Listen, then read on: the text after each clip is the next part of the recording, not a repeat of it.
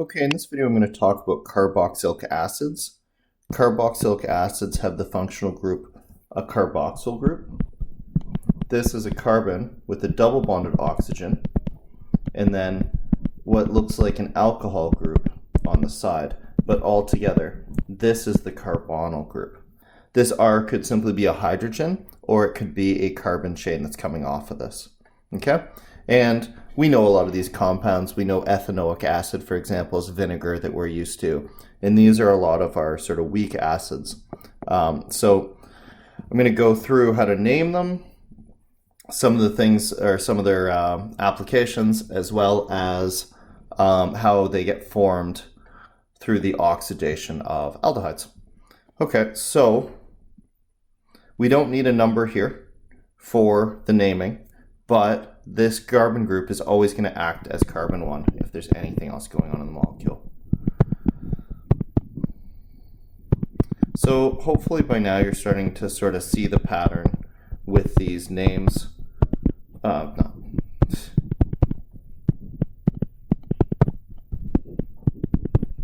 to put all the hydrogens on.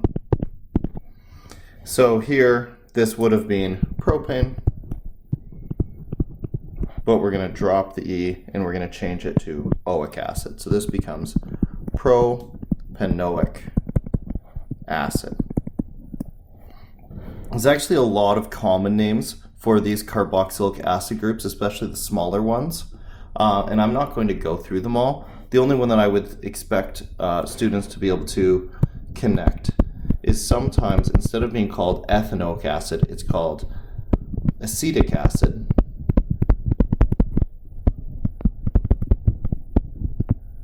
Because the side chain that's not the carbonyl group, the other part, well, actually just without the hydrogen, is also called the acetate ion. So this can be named that way as well. So ethanoic acid can also be called acetic acid. If you go into the book, you can see that there's a whole bunch of common names, stuff like tartic acid and a variety of other things. But the only one that I think is common enough that you probably should be aware of it is acetic acid is ethanoic acid, and it's the 2-carbon chain where the second carbon has the carbonyl group.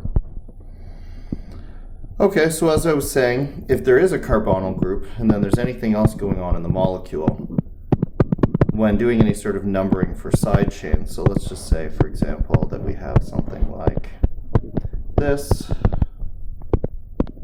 and I'll just put the hydrogens directly onto the carbons. H2H2, yep, that makes sense. Then for numbering this, first of all, this is butanoic acid. And for numbering this, even though it would be nice to call this carbon 1, so it could be 1,1-dichloro, we have to call this carbon 1 because it's the one with the carboxyl group on it. And so if this is 1, this is 2, this is 3, this is 4, so this would actually be 4,4-dichloro-butanoic acid. You can have a carbonyl group on either end.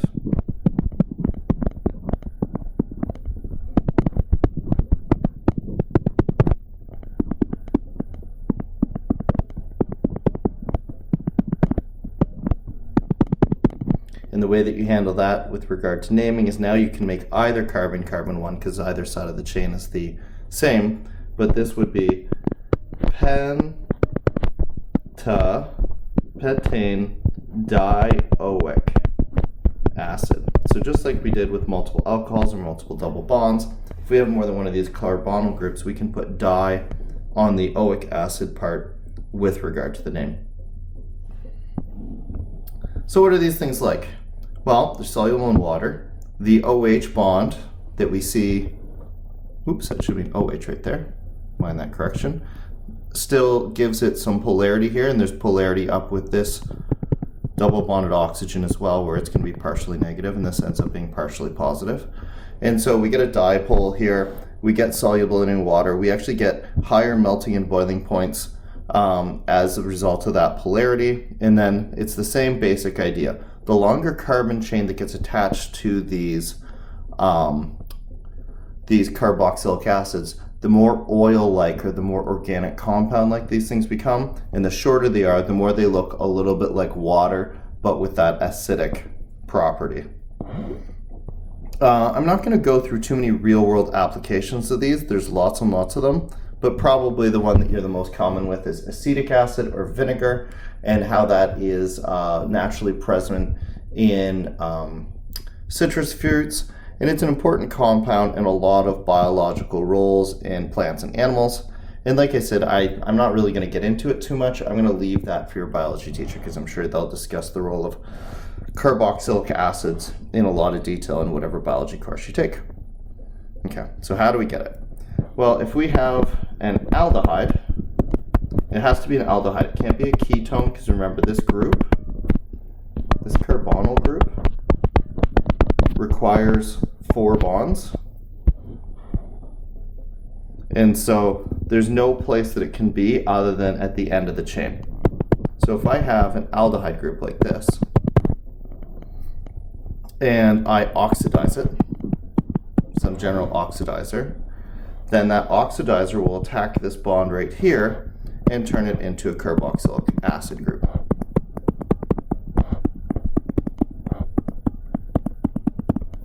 You can imagine oxygen doing that as an example of an oxidizer that can get in there. Now, if we look at the oxidation state of the carbon,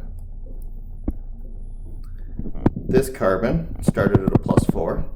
It's lost 2 electrons to this hydrogen, and it's sharing one with its neighbor. So that, or it has 2 electrons from this hydrogen, it's sharing one with its neighbor, so that's 3. So the oxidation state of this carbon will be +1, keeping in mind that oxygen will take credit for all of these electrons. And after oxidation, now we can see it has a bond with its neighboring carbon where it gets 1 oxygen, or gets 1 electron credit for, but the other bonds are all with oxygen. And because of that, it's going to not get credit for any of these electrons or any of these electrons. And so this is +4 -1, and it's gone all the way up to an oxidation state of +3. And so we can see the carbon has been oxidized in this reaction. So that's how you get a carboxylic acid. And an interesting example of this is if we imagine the ethanol that would exist in an alcoholic drink like wine. If you leave your wine open to the air for too long, then effectively the air can act as an oxidizer. And first it's going to change your ethanoic acid, or ethanol, sorry, or what we consider to be generally the alcohol that some people drink, into the ketone, or the aldehyde, I mean, ethanol. And if it's left open to the air even longer, this will oxidize further to form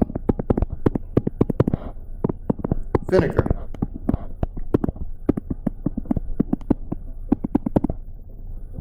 Or acetic acid or ethanoic acid.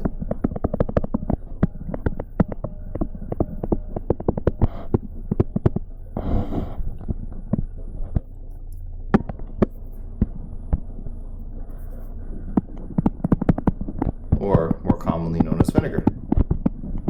And that is why if you leave your ethanol or your bottle of red wine open for a long period of time, it's going to go from tasting like normal wine to tasting sour or off as a result of the formation of that vinegar or acetic acid in it as it oxidizes over time.